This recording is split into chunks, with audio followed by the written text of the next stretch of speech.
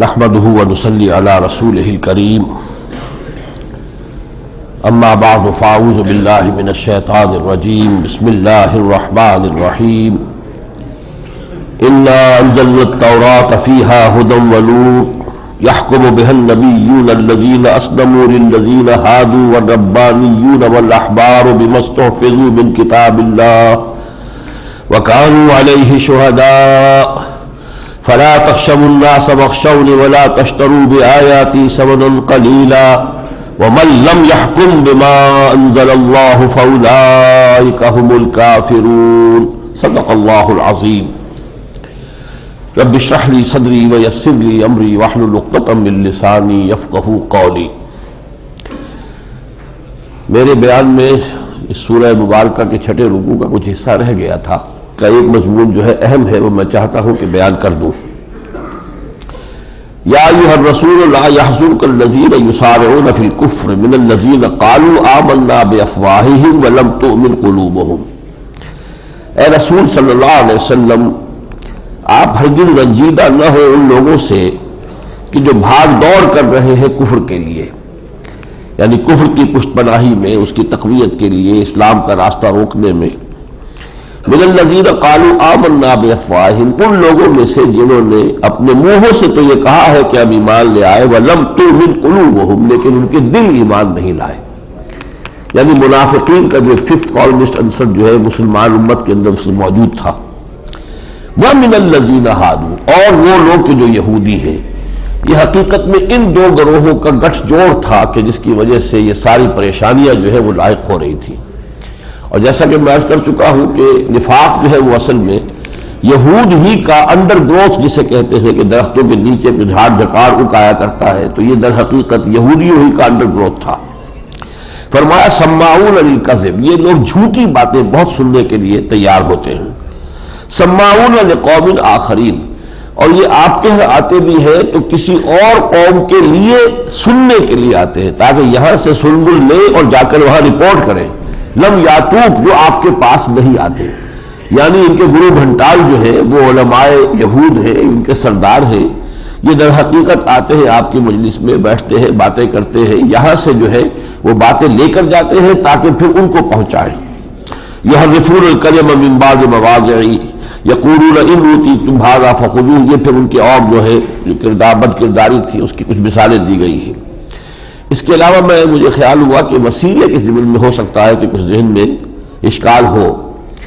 تو حدیث میں آیا ہے کہ جنت میں بھی ایک مقام ہے جو بہت ہی قریب ہے ذات باری تعالیٰ کے، اور اسی کی حضور نے ہمیں تلقین کی ہے کہ میرے لیے جب تم اذان سنو تو میرے لیے دعا کیا کرو کہ اللہ تعالیٰ مجھے وہ مقام عطا فرما دے.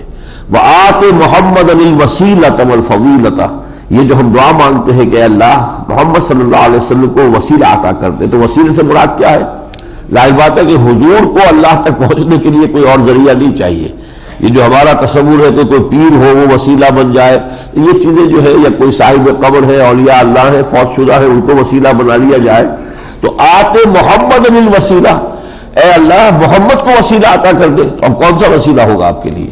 مراد یہ کہ وہ جو مقام ہے جنت میں وہ اللہ تعالیٰ حضور کو ایک تو مقام محمود ہے اور دوسرے یہ مقام وسیلہ جو ہے اللہ تعالیٰ نے اس دونوں کے لیے وعدہ کیا ہے اللہ سے، حضور سے صلی اللہ علیہ وسلم. اب 7واں رکوع جو ہے سورہ مبارکہ کا یہ بہت اہم ہے. اس میں تورات، انجیل اور قرآن کا ذکر ہے ایک ترتیب کے ساتھ، اور 3 مرتبہ دہرا کر یہ مضمون آیا ہے کہ جب ہم نے یہ کتابیں اتاری، شریعت عطا فرمائی، قانون دیا اپنا، تو اب جو اس کے مطابق فیصلے نہیں کرتے وہی کافر ہیں، وہی فاسق ہیں، وہی ظالم اور مشرک ہیں. یعنی چاہے وہ اپنے آپ کو مسلمان کہتے ہو لیکن اللہ کے قوانین کے مطابق فیصلے نہیں کرتے تو کیسے مسلمان ہوئے؟ یہ کہنے کو تو مسلمان ہے، حقیقت کے اعتبار سے کافر ہے. اس وقت ان آیات کے پیش نظر سمجھ لیجئے کہ امت مسلمہ پوری کی پوری صورتحال یہ ہے کہ ہم انفرادی طور پر مسلمان ہیں، ٹھیک ہے، اجتماعی طور پر کفر میں مبتلا ہے، اس لیے کہ ہر جگہ پر قانون جو ہے وہ غیر اللہ کا چل رہا ہے. فرمایا انا انزلنا التوراۃ فیہا ھدی ونور، ہم نے ہی تورات نازل کی تھی، اس میں ہدایت بھی تھی، نور بھی تھا. پھر اس میں ذکر ہے کہ اسی کے ذریعے سے انبیاء کرام فیصلے کرتے تھے اور بھی ان کے علماء و احبار جو ہے وہ فیصلے کرتے تھے.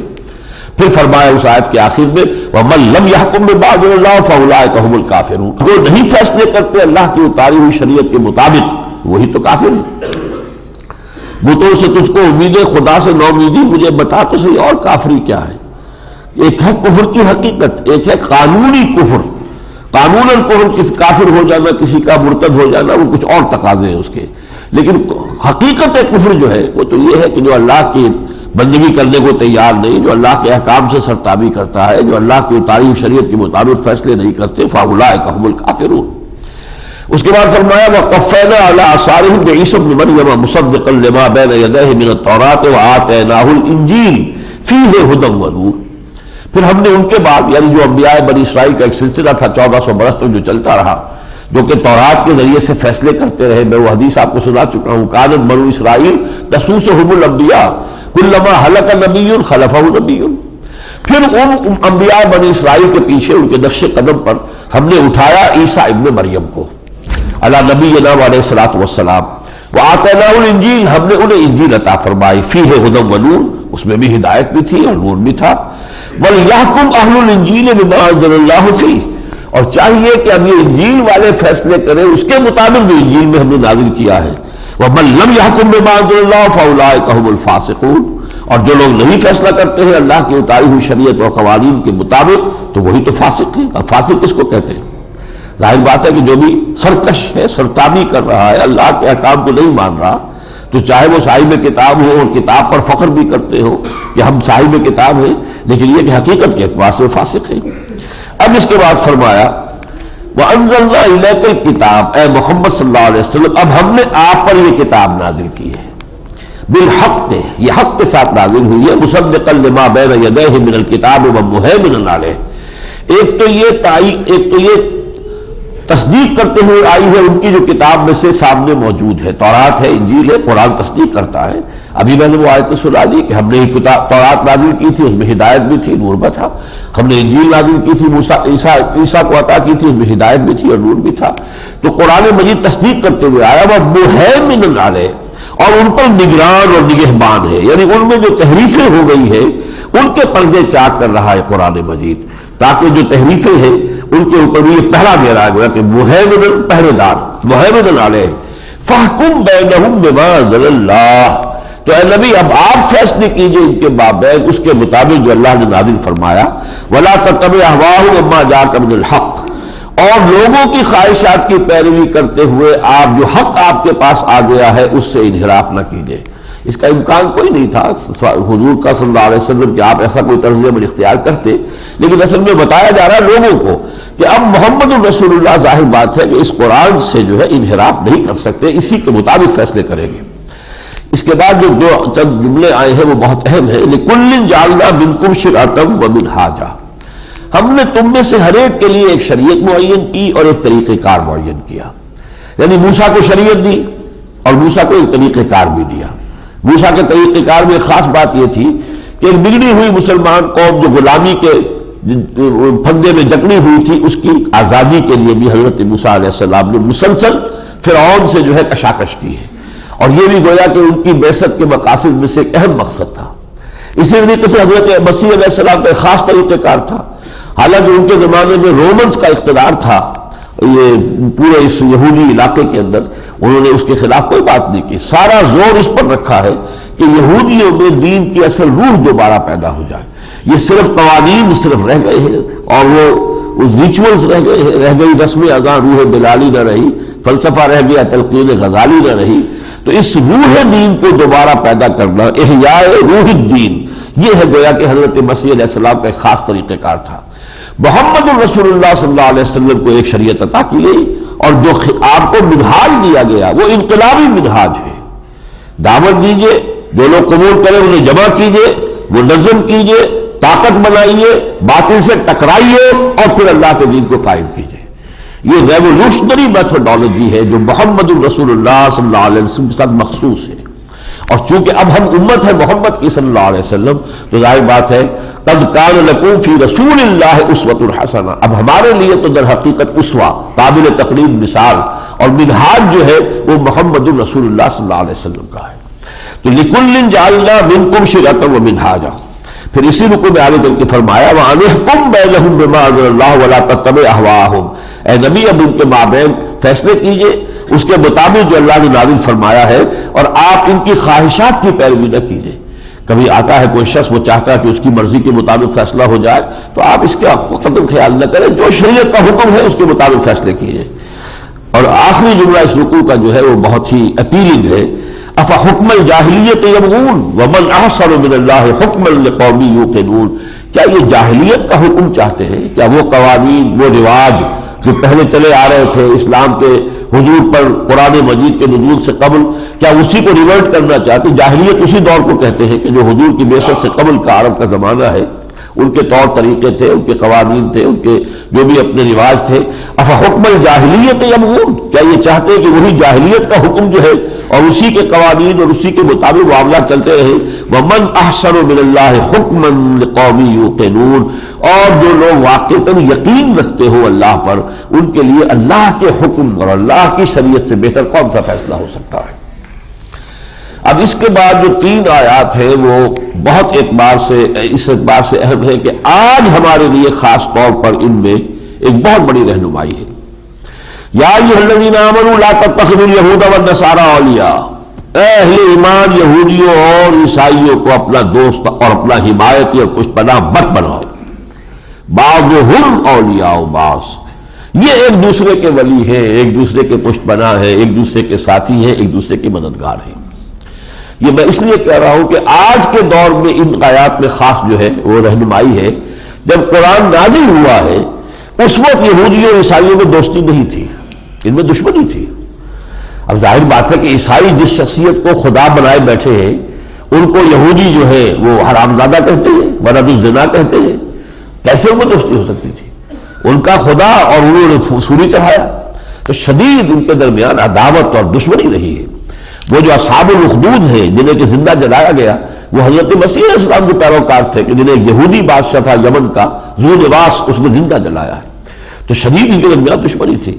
لیکن پچھلے 300 سال میں تقریباً یہودیوں نے ایک بڑے سازشی اور بڑے مؤثر پروگرام کے ذریعے سے پورے عالم عیسائیت کو فتح کر لیا ہے۔ اب عالم عیسائیت ان کے پنجے میں ہے۔ پہلے انہوں نے فتح کیا تھا وائٹ اینگلو سیکسن پروٹیسٹنٹس کو، اور اب جو ہے ان کے کیتھولکس بھی جو ہے پوری طریقے سے ان کے تابع ہو چکے ہیں۔ چنانچہ پوپ نے بھی یہ فتویٰ دے دیا ہے، ڈکری دے دی ہے کہ مسیح کو سوری چڑھانے کے ذمہ دار یہودی نہیں ہے۔ پوری تاریخ کو بدل رہے ہیں۔ 1900 برس تک تو وہ مسیح کو سوری دینے والے یہودی تھے، اور اب انہوں نے تاریخ بدل دی ہے۔ تو یہ گٹھ جوڑ اب ہو گیا ہے، پہلے یہ گٹھ جوڑ موجود نہیں تھا۔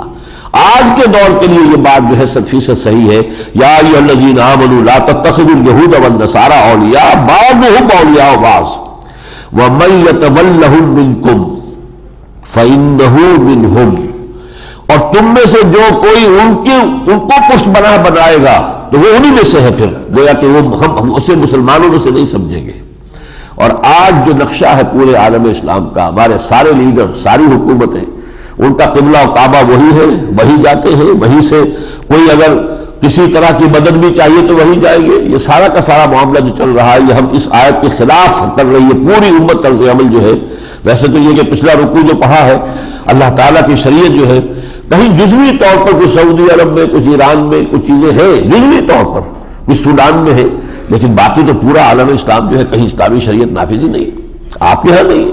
جو ملک بنا اسلام کے نام پر اس پہ آج تک نہیں ہے۔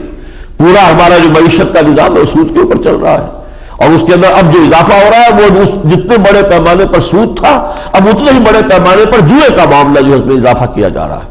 گویا کہ ظلمات بعضها فوق بعض، ترقی ہو بھی رہی ہے تو ترقی معکوس ہے، الٹے اوپر ہم جا رہے ہیں۔ تو یہ صورتحال جو ہے پچھلے رکوع کا بھی گویا کہ ہم پر یہ سارے فتوے ہم پر لگتے ہیں۔ من لم يحكم بما انزل الله فاولئك هم الكافرون ومن لم يحكم بما انزل الله فاولئك هم الظالمون ومن لم يحكم بما انزل الله فاولئك هم الفاسقون۔ اور اس کو بھی دیکھیے کہ اہل ایمان یہود اور نصارہ کو اپنا پشت پناہ نہ بناؤ، وہ خود ایک دوسرے کے ولی ہیں، بالکل صاف ظاہر ہے۔ اسرائیل کا وجود تک نہ رہتا اگر امریکہ نے اس کو گویا کہ اس کے وجود کو اور اس کی حفاظت کو وہ اپنا مسئلہ نہ بنا لیا ہوتا۔ 73 کی جنگ میں اس وقت گولڈا مائر جو وہاں وزیر اعظم تھی وہ خودکشی کا فیصلہ کر چکی تھی۔ سن 67 میں جو کلنک کا ٹیکہ لگ گیا تھا مصریوں کے ماتھے پر، سن 73 کی رمضان وار میں انہوں نے وہ داغ ڈھو دیا تھا۔ بارلین لائن جسے یہ سمجھتے تھے اسرائیلی کہ کوئی کراس کر ہی نہیں سکتا، انہوں نے کراس کر کے دکھائی اور بالکل اسرائیل جو ہے ختم ہونے پر آ گیا تھا، جبکہ پھر یوں سمجھیے ایک ایریل برج بنا ہے امریکہ سے اور اسرائیل تک، جس کو کہا جاتا ہے ایریل برج۔ جہاز جو لے کر آ رہے تھے اسلحہ اور ساز و سامان اس طرح ایک دوسرے کے پیچھے لگے ہوئے تھے کہ گویا کہ وہ برج بن گیا ہے پورا کا پورا امریکہ سے لے کر اور اسرائیل تک، اتنا ساز و سامان وہاں سے آیا تب یہ بچا ہے۔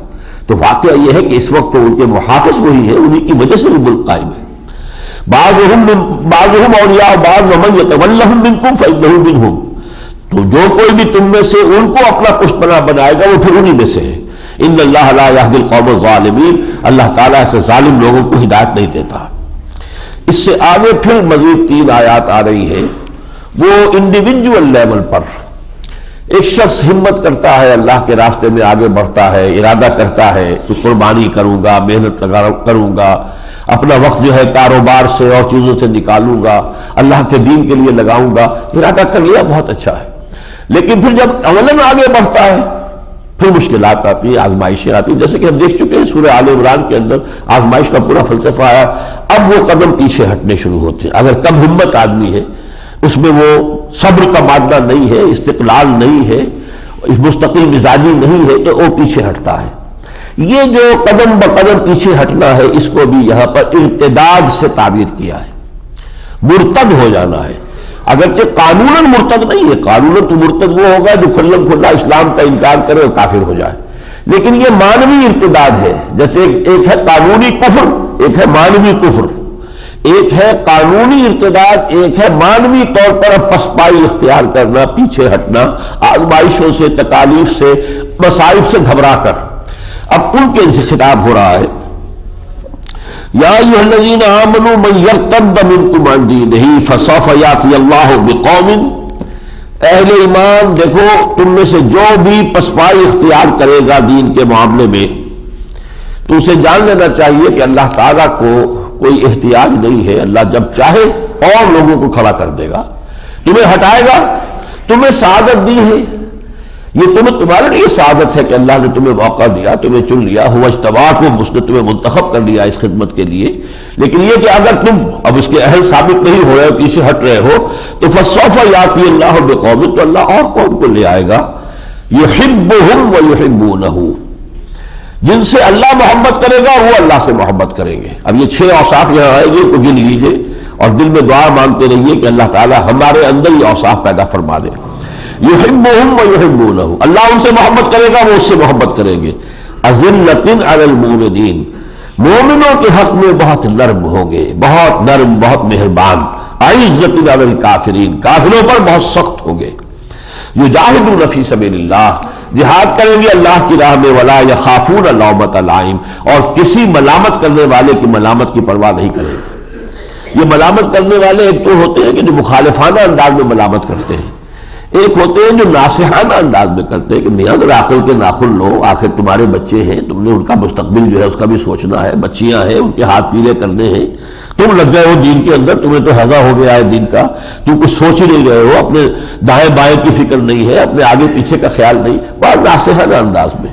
لیکن جو اللہ کا بندہ ہے، لا یخافون لومۃ لائم، ہر ملامت کرنے والے کی ملامت سے بے پرواہ ہو کر وہ اللہ تعالیٰ کے راستے میں جہاد میں لگا رہتا ہے۔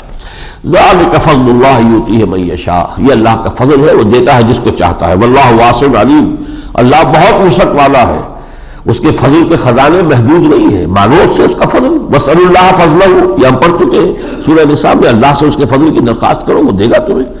لیکن وہ علیم بھی ہے، دیتا اسی کو ہے جو اہل ہو، اس کا علم جو ہے وہ کامل ہے۔ انما ولیکم اللہ ورسولہ والذین آمنوا، تمہاری دوستی جو ہے وہ محدود ہو جانی چاہیے، تمہارا دوست ہے اللہ اور اس کا رسول، اور وہ اہل ایمان کے جو نماز قائم کرتے ہیں، زکوٰۃ دیتے ہیں، اور انفاق اگر کرتے ہیں، کسی کو دیتے ہیں اللہ کے دین کے لیے تو جھک کر دیتے ہیں، یرکعون وَمَن يَتَوَلَّ اللَّهَ وَرَسُولَهُ وَالَّذِينَ آمَنُوا، اور جو لوگ اللہ اور اس کے رسول اور اہل ایمان ہی کو اپنا دوست بنا لے، یہی ان کی گویا کہ دوستی کا دائرہ ہو، فَإِنَّ حِزْبَ اللَّهِ هُمُ الْغَالِبُونَ، تو اب یہ لوگ حزب اللہ بنتے ہیں، اللہ کی پارٹی بنتے ہیں، اور پھر اللہ تعالیٰ کا وعدہ یہ ہے کہ یہی غالب رہیں گے۔ اب جیسے ریولوشنری پارٹی ہوتی ہے، تو میں نے جیسے کہ ابھی عرض کیا تھا، لِكُلٍّ جَعَلْنَا مِنْكُمْ شِرْعَةً وَمِنْهَاجًا، ہر ایک کے لیے ہم نے ایک طریقہ کار جو ہے وہ معین کیا، ہر ایک کو ایک شریعت دی، تو شریعت موسوی اور ہے، شریعت محمدی اور ہے، منہاج موسوی اور ہے، منہاج عیسوی اور ہے، منہاج محمدی صلی اللہ علیہ وسلم اور ہے، اور اس منہاج محمدی میں حزب اللہ درکار ہے، پارٹی، جیسے کمیونسٹ پارٹی جس نے کہ انقلاب برپا کیا روس کے اندر، یا اور اسی طرح کی کوئی پارٹی ہو کہ جو پھر آئے میدان میں اور نظام کو تبدیل کرے، تو اس طرح کی پارٹی درکار ہے اہل ایمان کی، لیکن ان کے لیے صفات ہوں گے، یحبہم و یحبونہ، اذلۃ علی المؤمنین عزۃ علی الکافرین، یجاہدون فی سبیل اللہ ولا یخافون لومۃ لائم، اور ان کی دوستی جو ہے دلی تعلق اللہ، اس کا رسول اور اہل ایمان، اس سے باہر ان کی دوستی کا دائرہ نہ ہو، یہ لوگ پھر حزب اللہ بن جاتے ہیں۔ آگے سورہ مجادلہ میں آئے گا 28ویں پارے میں لفظ آئے گا حزب الشیطان اور حزب اللہ، کشاکش تو اسی کی ہونی ہے، حزب الشیطان حزب اللہ، اللہ کی پارٹی اور شیطان کی پارٹی۔ جیسے اقبال نے کہا ہے کہ دنیا کو ہے پھر مار کا روح بدن پیش، تہذیب نے پھر اپنے درندوں کو ابھارا، اللہ کو پامر دیے مومن پہ بھروسہ، ابلیس کو یورپ کی مشینوں کا سہارا۔ یہ تصادم بہت بڑے پیمانے پر قریب ہونے والا ہے، آرمگیڈون جسے کہتے ہیں، یا حدیث میں الملحمۃ العظمیٰ جس کو کہا گیا ہے، حق و باطل کے درمیان ایک بہت بڑی جنگ، جس کی خبر دی ہے حضور نے بھی اور حضرت مسیح کے حواری یوحنا کے مکاشفات میں بھی ہے، اس کا زمانہ اب زیادہ دور نہیں ہے، وہ آئے گا، یہ روح و بدن کا مقابلہ بہت دور نہیں ہے، اس میں اہل ایمان کے لیے یہ کیفیات درکار ہے جو ان 3 آیات میں آئی ہے۔ قُلْ يَا أَهْلَ الْكِتَابِ هَلْ تَنْقِمُونَ مِنَّا إِلَّا أَنْ آمَنَّا بِاللَّهِ وَمَا أُنزِلَ إِلَيْنَا وَمَا أُنزِلَ مِنْ قَبْلُ وَإِنَّ أَكْثَرَكُمْ فَاسِقُونَ، وہ جو کہا تھا کہ یہ دشمنی میں تلے ہوئے ہیں، ان کا گٹھ جوڑ ہے، تو کہیے اے یہ کتاب کس چیز کا انتقام ہم سے لے رہے ہو؟ دشمنی کس بات کی ہے؟ سوائے اس کے کہ ہم ایمان لائے اللہ پر، وَمَا أُنزِلَ إِلَيْنَا، اور اس پر بھی جو ہم پر نازل کیا گیا، وَمَا أُنزِلَ مِنْ قَبْلُ، اور جو پہلے نازل کیا گیا تو اس پر بھی ایمان رکھتے ہیں، تو جھگڑا کس بات کا ہے؟ کس شے کا غصہ ہم پر اتار رہے ہو؟ کس چیز کا انتقام لینا چاہتے ہو؟ وَأَنَّ أَكْثَرَكُمُ الْفَاسِقُونَ، حقیقت میں تمہاری اکثریت جو ہے وہ سرکش لوگوں پر مشتمل ہے۔ اہل کتاب کے بارے میں اب بہت خوبصورت الفاظ میں بعض باتیں آ رہی ہیں، لیکن اس میں پس منظر میں یہ رکھیے کہ گویا کہ یہ ہمیں ایک آئینہ دکھایا جا رہا ہے، وہی اصول ہے جن پر ہمیں اپنے آپ کو تولنا ہوگا۔ وَلَوْ أَنَّ أَهْلَ الْكِتَابِ آمَنُوا وَاتَّقَوْا، آیت نمبر 65 ہے، وَلَوْ أَنَّ أَهْلَ الْكِتَابِ آمَنُوا وَاتَّقَوْا لَكَفَّرْنَا عَنْهُمْ سَيِّئَاتِهِمْ وَلَأَدْخَلْنَاهُمْ جَنَّاتِ النَّعِيمِ وَلَوْ أَنَّهُمْ أَقَامُوا التَّوْرَاةَ وَالْإِنْجِيلَ وَمَا أُنزِلَ إِلَيْهِمْ مِنْ رَبِّهِمْ لَأَكَلُوا مِنْ فَوْقِهِمْ وَمِنْ تَحْتِ أَرْجُلِهِمْ مِنْهُمْ أُمَّةٌ مُّقْتَصِدَةٌ وَكَثِيرٌ مِّنْهُمْ سَاءَ مَا يَعْمَلُونَ۔ اگر اہل کتاب ایمان لاتے اور تقوی کی روش پر قائم رہتے، ہم ان سے ان کی تمام برائیاں دور کر دیتے اور انہیں جنات نعیم میں داخل کرتے، اور اگر انہوں نے قائم کیا ہوتا تورات کو اور انجیل کو۔ اب دیکھیے، ایک ہے حکم بما انزل اللہ، جو اللہ نے اتارا اس کے مطابق فیصلے کرنا، ایک ہے اقامت ما انزل اللہ، ما انزل من اللہ، جو شے اللہ نے اتاری اسے قائم کرو، تورات کو قائم کرو، انجیل کو قائم کرو، جو نظام تورات نے دیا ہے اس تورات کے نظام کو قائم کرو۔ آج بھی اسرائیل میں وہ نظام نہیں ہے، خالص سیکولر نظام ہے، ایک بالکل ریشسٹ قسم کی گورنمنٹ ہے، وہاں پر وہ نظام تو نہیں، تورات والا نظام نہیں۔ اس حوالے سے جب تک کہ قائم نہ کرو تورات کو، وَلَوْ أَنَّهُمْ أَقَامُوا التَّوْرَاةَ، اگر انہوں نے قائم کیا ہوتا تورات کو اور انجیل کو، وَمَا أُنزِلَ إِلَيْهِم مِّن رَّبِّهِمْ، اور جو کچھ کے نازل کیا گیا تھا ان کی جانب ان کے رب کی طرف سے، لَأَكَلُوا مِنْ فَوْقِهِمْ وَمِنْ تَحْتِ أَرْجُلِهِمْ، وہ کھاتے اپنے سروں کے اوپر سے بھی، یعنی اوپر سے بھی اللہ کی نعمتوں کی بارش ہوتی، وَمِنْ تَحْتِ أَرْجُلِهِمْ، ان کے قدموں کے نیچے سے بھی اللہ تعالیٰ کی نعمتوں کے خزانے جو ہے زمین اگل دیتی۔ تو یہ لوگ منہم امۃ مقتصدہ، کچھ لوگ ان میں سے ہیں کہ جو سیدھی راہ پر ہے، درمیانی راہ پر، لیکن اکثریت جو ہے وہ بہت ہی غلط رستے پر پڑ چکی ہے۔ یا ایھا الرسول بلغ ما انزل الیک من ربک، اے رسول صلی اللہ علیہ وسلم پہنچا دو جو کچھ کے نازل کیا گیا ہے آپ کی طرف، آپ کے رب کی طرف سے۔ اگلے الفاظ سخت ہیں، وَإِن لَّمْ تَفْعَلْ فَمَا بَلَّغْتَ رِسَالَتَهُ، اور اگر آپ نے ایسا نہ کیا تو پھر رسالت کا حق ادا نہیں ہوگا۔ وہ جو میں نے شعر ابن عربی کا مشہور شعر ہے یہ کہ الرب رب وَإِن تنزل والعبد عبد وَإِن ترقى، رب رب ہی ہے خواہ کتنا ہی نیچے نزول فرما لے۔ حدیث میں آتا ہے نا کہ رات کے آخری جو ساعتیں ہیں تو اللہ تعالیٰ سمائے دنیا تک نزول فرماتا ہے، اور پھر وہاں سے ندا ہوتی ہے حل من مستغفر فاغفر له، ہے کوئی استغفار کرنے والا کہ میں اسے بخش دوں؟ حل من سائل، ہے کوئی کہ جو مجھ سے کچھ مانگے فاعطیہ میں اسے عطا کروں؟ تو اللہ ساتویں آسمان سے یا عرش سے، فرض کیجئے کہ وہ تو پہلے آسمان تک آ گیا اور حضور صلی اللہ علیہ وسلم ساتویں آسمان پر شب معراج میں پہنچ گئے، لیکن اللہ اللہ ہی ہے اور حضور بندے ہی ہے۔ العبد عبد وإن ترقى والرب رب وإن تنزل۔ تو اب جیسے یہاں فرمایا کہ اگر نہ کیا، اس میں تنبیہ کا پہلو موجود ہے، فما بلغت رسالتہ، تو ہماری رسالت کا حق ادا نہیں ہوگا، واللہ یعصمک من الناس، یہ ذمہ داری ہماری ہے، اللہ آپ کی حفاظت کرے گا لوگوں کے مقابلے میں۔ یہ ہے وہ ذمہ داری جس کی وجہ سے حضور نے حجۃ الوداع کے موقع پر جو ہے گواہی لی ہے، 1.25 لاکھ کا جو مجمع تھا، الا هل بلغت، میں نے پہنچا دیا کہ نہیں؟ اور پورے مجمع نے کہا انا نشهد انک قد بلغت وادیت ونصحت، ہم گواہ ہیں، وی ٹیسٹیفائی کہ آپ نے حق رسالت ادا کر دیا، حق امانت ادا کر دیا، اور آپ نے ہماری خیر خواہی کا حق ادا کر دیا۔ پھر نگاہ اٹھائی آسمان کی طرف، انگشت شہادت سے اشارہ کیا، اللہم اشہد، اللہ تو بھی گواہ رہے۔ یہ سائی آف ریلیف میں اسے کہا کرتا ہوں کہ میرے کندھے پر جو بھاری بوجھ تھا، انا سنلقی علیک قولا ثقیلا، جو بالکل ابتدا میں کہا گیا تھا، آج وہ بوجھ اتر گیا۔ گواہی دے رہے ہیں یہ کہ میں نے پہنچا دیا، اللہم اشہد، اللہ تو بھی گواہ رہے کہ یہ مان رہے ہیں کہ میں نے پہنچا دیا۔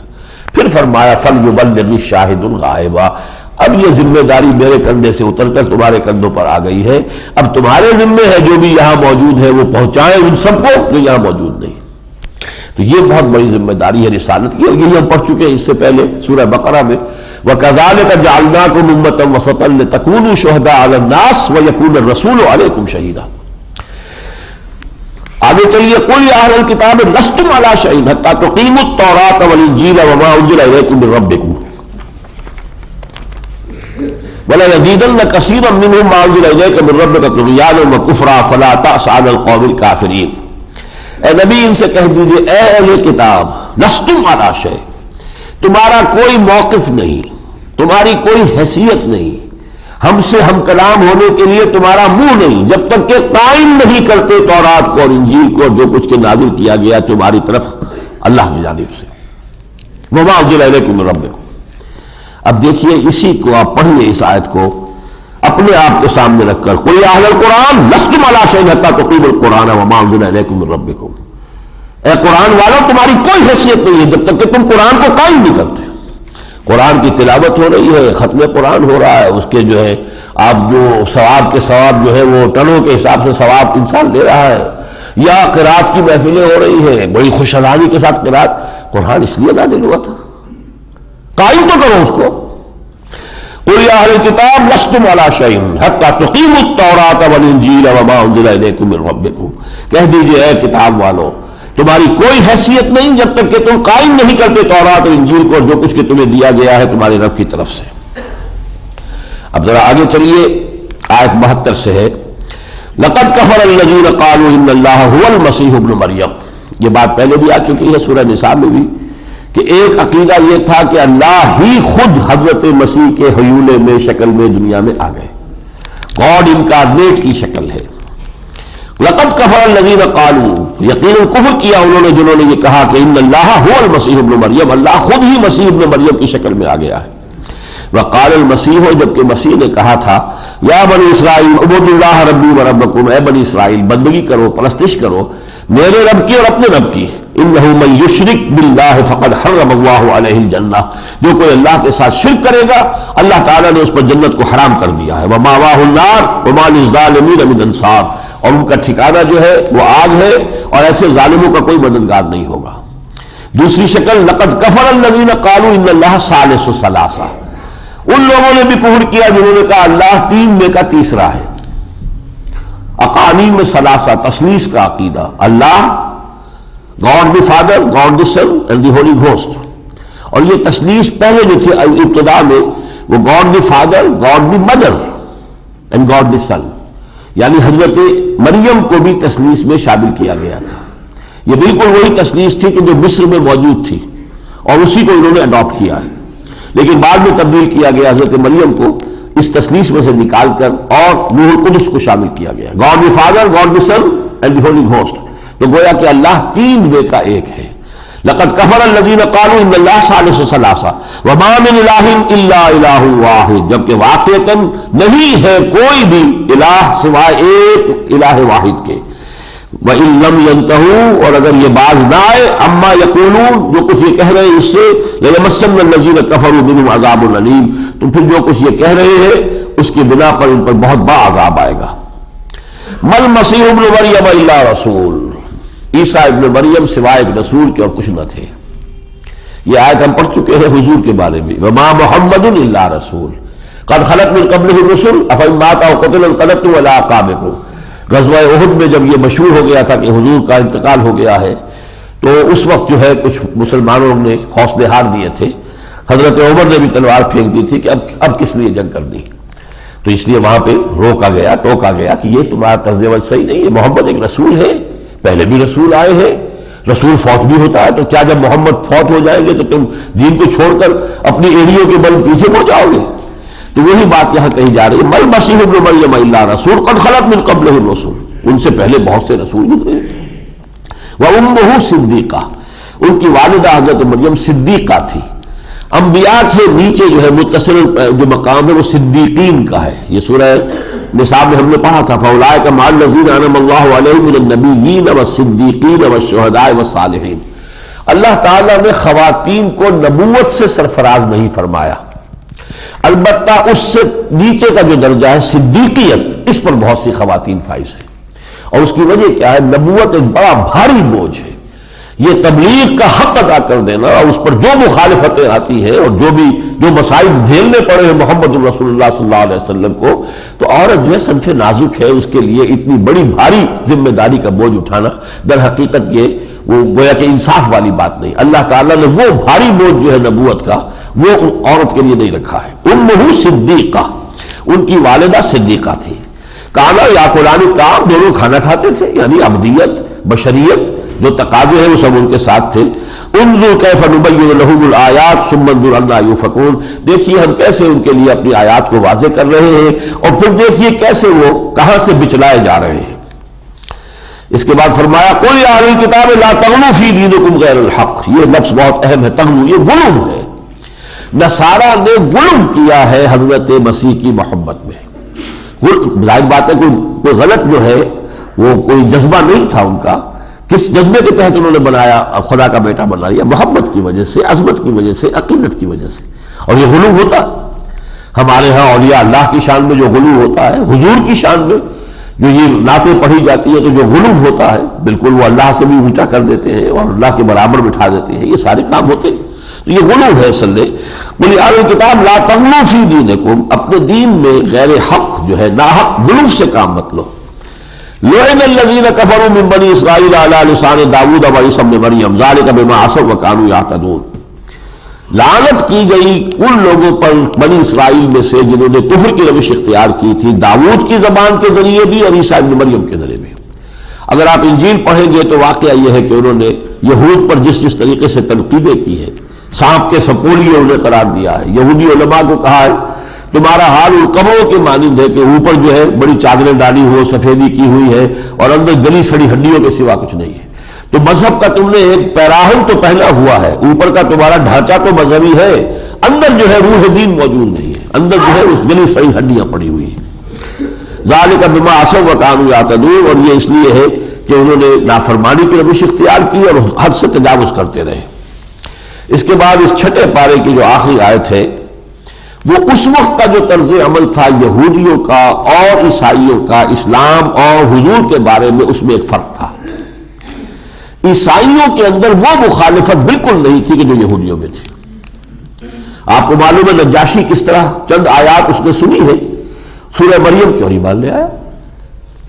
ہرقل کو جو خط گیا تھا حضور کا اس نے تعظیم کی، اور یہ کہ چاہتا تھا کسی طریقے سے جیسے 300 عیسوی میں 300 AD میں جبکہ کانسٹنٹائن جو ہے وہ عیسائی ہوا ہے تو پوری مملکت عیسائی ہو گئی تھی.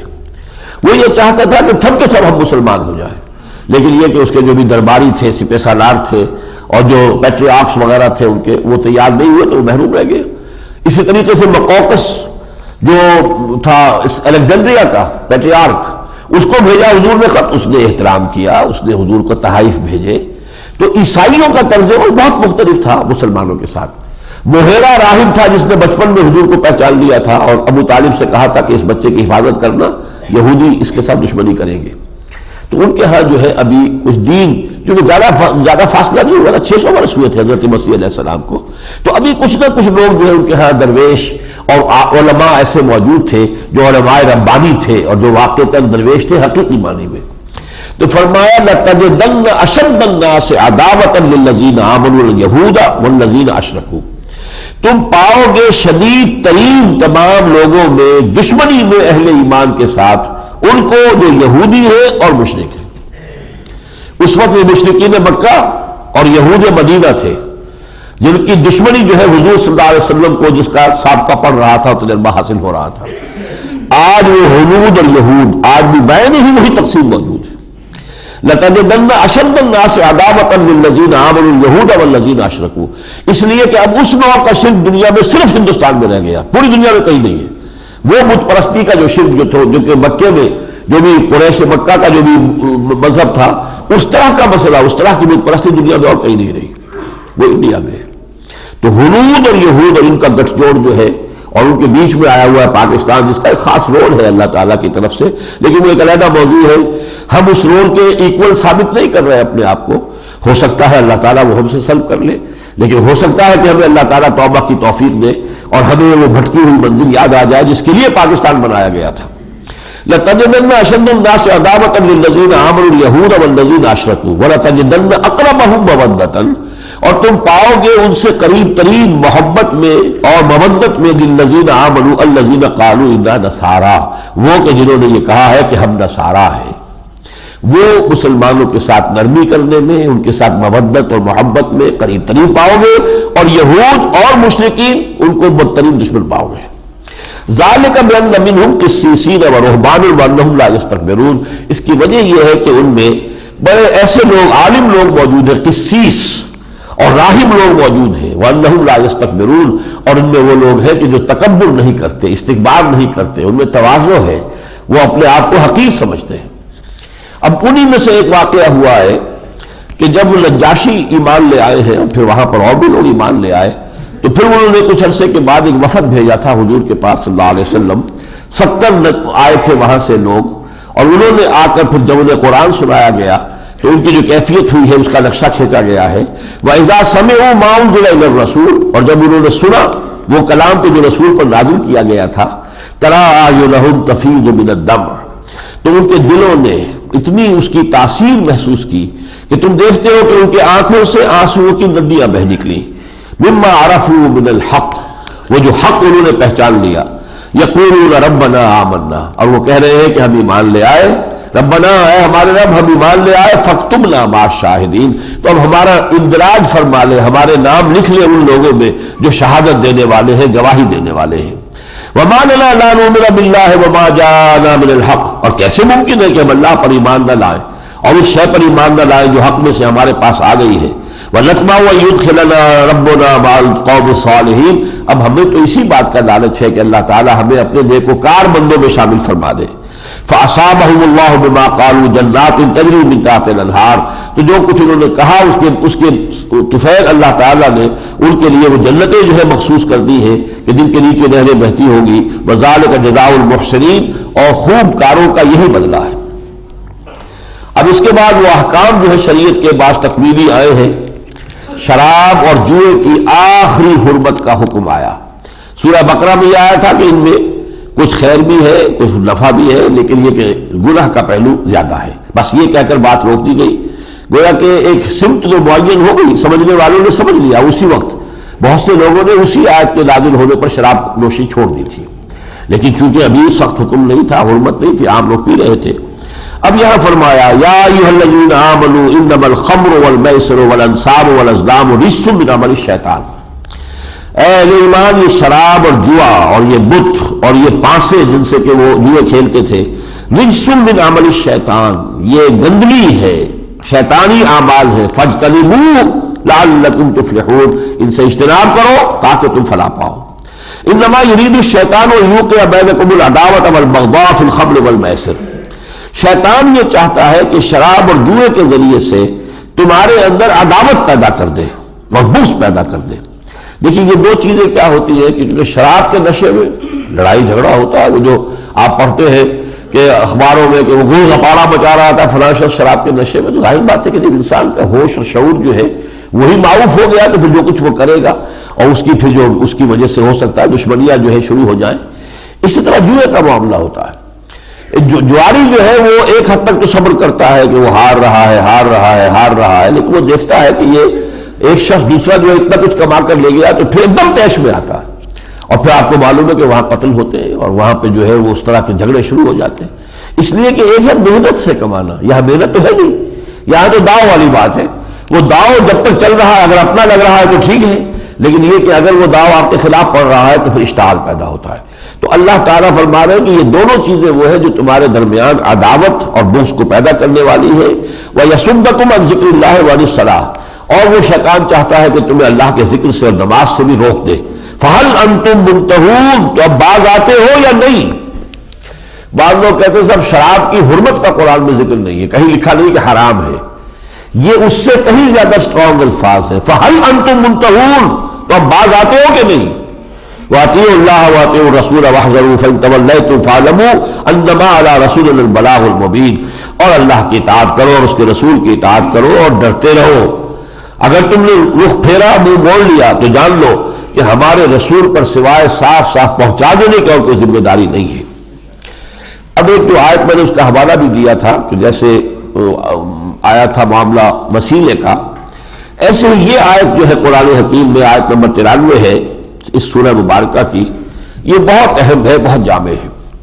پس منظر یہ ہے جیسے تحویل قبلہ کے بعد کچھ مسلمانوں میں اضطراب ہو گیا تھا کہ اگر اصل قبلہ یہ ہے تو پھر 16 مہینے کی ہماری نمازیں تو غلط ہو گئی، اور نماز ہی اصل دین ہے، الصلاۃ عماد الدین، تو ہمارا تو دین اور ایمان جو ہے وہی غیر معتبر ہو گیا۔ اس تشویش کو وہاں کتنا دور کیا گیا تھا۔ وَمَا كَانَ اللَّهُ لِيُضِيعَ إِيمَانَكُمْ، نہیں اللہ تعالیٰ تمہارے ایمان کو ضائع کرنے والا نہیں ہے۔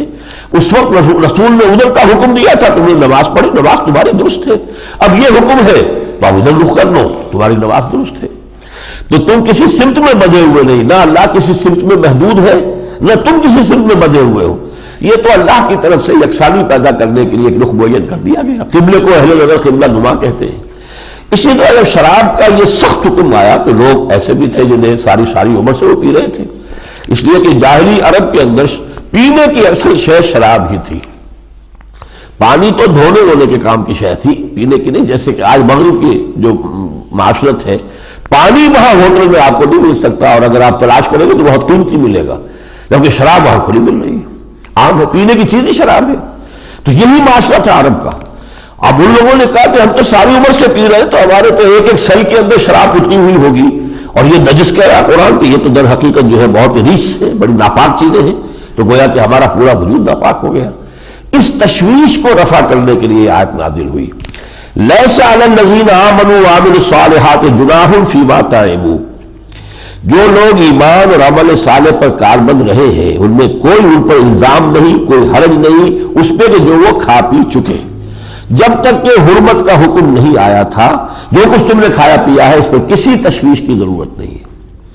لیس علی الذین آمنوا وعملوا الصالحات جناح فیما طعموا، جو کچھ کھایا انہوں نے پہلے، جب تک کسی شے کی حرمت کا حکم نہیں آیا تھا اگر وہ تم کھاتے رہے ہو تو اس پر کوئی مواخذہ نہیں، تم پر کوئی گناہ نہیں، کوئی الزام نہیں، اس کے لیے کوئی تشویش اپنے دل میں نہ رکھو۔ اس کے بعد اس آیت میں جو الفاظ آ رہے ہیں یہ ہے سلوک، جسے ہم تصوف میں لفظ استعمال کرتے ہیں، بڑھنا، آگے چلنا، اللہ تعالیٰ کی طرف آگے بڑھنا، جرنی ٹورڈز اللہ، سلوک اللہ، سیر اللہ۔ یہاں 3 مرحلے اس کے بیان کیے گئے، اذا متقوا وآمنوا وعملوا الصالحات، ثم اتقوا وآمنوا، ثم اتقوا واحسنوا واللہ یحب المحسنین. جب تک ایک شخص تقوی کی بنا پر اللہ پر ایمان رکھتا ہے اور ایمان کے جو تقاضے ہیں عملاً ان کو پورے کر رہا ہے، ایمان اور عمل صالح، پھر اس کے اندر تقوی کا یہ جذبہ اور بڑھتا ہے اور پھر وہ اور ایمان میں گہرا جاتا ہے، جیسے کہ ہم نے سورہ نساء میں پڑھا تھا یا ایھا الذین آمنوا آمنوا باللہ ورسولہ. اب وہ ایمان اس کے قلب میں جاگزی ہو گیا. ثم اتقوا واحسنوا، پھر مزید اس ایمان کی گہرائی ہے، اس ایمان کی گہرائی کی کوئی حد نہیں ہے، کوئی انتہا نہیں ہے، اس لیے کہ اس دل کا تعلق ہے قلب کا روح کے ساتھ، اور روح کا تعلق ہے براہ راست ذات باری تعالیٰ کے ساتھ. یسألونک عن الروح قل الروح من امر ربی. اس روح کی گہرائیوں کو کوئی انسان ناپ نہیں سکتا. اسی طرح ایمان کی گہرائی جو ہے اس کا کوئی حساب نہیں ہے، بڑھتا چلا جائے انسان تو ایمان کی گہرائی بڑھتی چلی جائے گی، جس کو کہ یہ جو جھنگ کے جو صوفی سلطان باہو نے جس طریقے سے کہا ہے کہ دل دریا سمندروں ڈونگے کون دلا دیا جانے ہوں، یہ دل جو ہے یہ دریا سے بھی سمندروں سے بھی زیادہ ڈونگے ہیں. یہ روح ربانی جو اس کے اندر ہے، جس کا تعلق ذات ربانی کے ساتھ ہے، اب اگر یہ ایمان اور گہرا ہوتا ہے اور گہرا ہوتا اور گہرا ہوتا ہے تو پھر آخری منزل ہے احسان. اور حدیث جبرائیل میں بھی یہی تین چیزیں بیان کی گئی. حضرت جبرائیل آئے، حضور کی محفل جمی ہوئی ہے، صحابہ کرام ہیں، وہ سوال کر رہے ہیں اخبرنی عن الاسلام، اسلام کیا ہے بتائیے. آپ نے جواب دیا. پھر انہوں نے کہا اخبرنی عن الایمان، اب ایمان کے بارے میں بتائیے. پھر جواب دیا. اخبرنی عن الاحسان، اب احسان کے بارے میں بتائیے. حضور نے فرمایا الاحسان ان تعبد اللہ کانک تراہ فإن لم تکن تراہ فإنہ یراک. احسان یہ ہے کہ تم اللہ کی بندگی کرو اس کیفیت کے ساتھ کہ گویا کہ تم اللہ کو اپنی آنکھ سے دیکھ رہے ہو. یقین اس درجے کو پہنچ جائے، اور اگر یہ نہ ہو تو کم سے کم یہ ضرور ہو کہ تمہیں یہ احساس ہو کہ اللہ تمہیں دیکھ رہا ہے. You are in his presence, تم اللہ کے حضور میں اس وقت حاضر ہو. اگر یہ کیفیت ہے تو اس کے ساتھ اللہ کے لیے جو عمل بھی کیا جائے گا، عبادت کی جائے گی. اس لیے کہ بعض روایتوں میں اس حدیث کے ان تعمل للہ کے الفاظ، ان تعمل للہ کانک تراہ فإن لم تکن تراہ فإنہ یراک. اللہ کے لیے بھاگ دوڑ، محنت، عمل، جد و جہد کرو اس کیفیت کے ساتھ کہ گویا کہ تم اسے دیکھ رہے ہو. یہ درجہ احسان ہے جس کے بارے میں فرمایا واللہ یحب المحسنین، اللہ ان محسنین سے تو محبت کرتا ہے. تو یہ محبوبیت کا مقام جیسے کہ سورہ آل عمران میں آیا تھا قل ان کنتم تحبون اللہ فاتبعونی یحببکم اللہ، اسی طریقے سے یہ محبوبیت کا مقام ہے. اذا اتقوا وآمنوا وعملوا الصالحات ثم اتقوا وآمنوا ثم اتقوا واحسنوا واللہ یحب المحسنین. اب اس کے بعد وہ جو بالکل شروع میں اس صورت کے حکم دیا گیا تھا احرام کی حالت میں شکار نہیں کر سکتے، یہاں اب اس کا حکم دیا جا رہا ہے کہ اگر کسی نے یہ جرم کیا تو پھر اس کا کفارہ کیا ہے، وہ تفصیل سے آیا ہے اس میں. ایک آیت جس کی طرف میں ضرور توجہ دلاؤں گا، یہ 14ویں رکوع کی، یا ایھا الذین آمنوا علیکم انفسکم لا یضرکم من ضل اذا اہتدیتم الی اللہ مرجعکم جمیعا فینبئکم بما کنتم تعملون. آیت نمبر 105 ہے. اہل ایمان تم پر ذمہ داری ہے اپنی ہی جان کی، اپنی ذات کی. اگر کوئی شخص اور گمراہ ہے اس سے تمہیں کوئی نقصان نہیں پہنچے گا. لا یضرکم من ضل اذا اہتدیتم، جب تم ہدایت پر ہو. یہ در حقیقت آیت جو ہے بیان تو اس کو کر رہی ہے کہ ہر شخص اللہ کے ہاں خود اپنے لیے ذمہ دار ہے. جیسے کہ حضرت موسیٰ نے کہا تھا انی لا املک الا نفسی واخی، خود حضور سے فرما دیا گیا تھا کہ اے نبی آپ اللہ کی راہ میں جہاد اور قتال کیجئے، لا تکلف الا نفسک، آپ پر تو ذمہ داری ہے اپنی جان کی اور اپنا ہی اختیار ہے.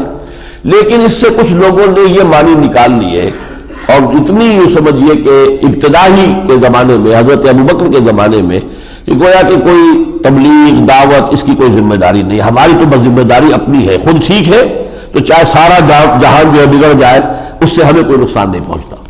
حضرت ابوبکر رضی اللہ تعالیٰ عنہ نے پھر باقاعدہ خطبہ دیا، مسلمانوں کو جمع کیا. مسلمانوں میں دیکھ رہا ہوں تم اس آیت کو غلط سمجھ رہے ہو.